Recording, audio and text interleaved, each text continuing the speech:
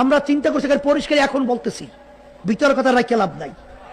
আমরা চাইতেছি থামেন, বিএনপি যেন এককভাবে ক্ষমতায় আসতে না পারে, কথা পরিষ্কার। বসেন, জামাতের আকীদায় বিশ্বাস করছে, কথা কন না কেন?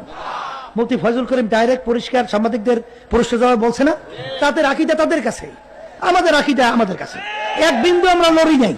আপনারা কলিজার মধ্যে এই আস্থা রাখেন যে আল্লাহর ফজলের চর্ম নাই, আমরা আল্লাহর ফজলে আল্লাহ এবং আল্লাহর রাসূলের দালাল, আর কারো দালাল না।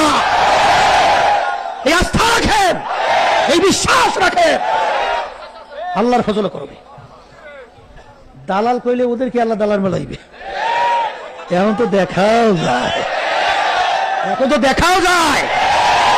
এখন আল্লাহ রাব্বুল আলামিন ওই সিল ওদের লাগাই দিতেছে, কিন্তু আল্লাহ রাব্বুল আলামিন কিভাবে এই পিচ্ছিল রাস্তার মধ্যে ঘুরাইয়া বাইর করিয়া পরিষ্কার, কথা ঠিক না বেঠি?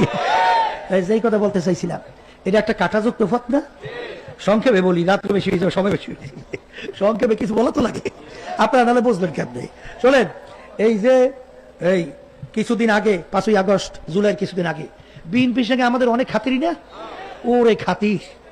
হ্যাঁ, বড় বড় নেতারা কথা বলতে থাকে, আমি বলি, এরা আবার ফেলান করে, আমি এবার ফেলান করি, কায়দা কত বুঝলেন? খাতির আর খাতির। আমাদের অফিসে আছে, আমি আবার টুপি পরাইয়ে দেই, আবার আমার একসঙ্গে নামাজ পড়ে। আমি কইলে নামাজ টামাজ পড়েন তো ঠিক মতো? বলে হুজুর মাঝে মাঝে দুই ওয়াক্ত যায়। আমি কইলে কেমন মুসলমান, মাঝে মাঝে পড়েন মাঝে মাঝে পড়েন না? এই আজকে অজু করে নামাজ পড়া লাগবে, নামাজ টামাজ পড়াইয়া খাইয়েটাই একসঙ্গে।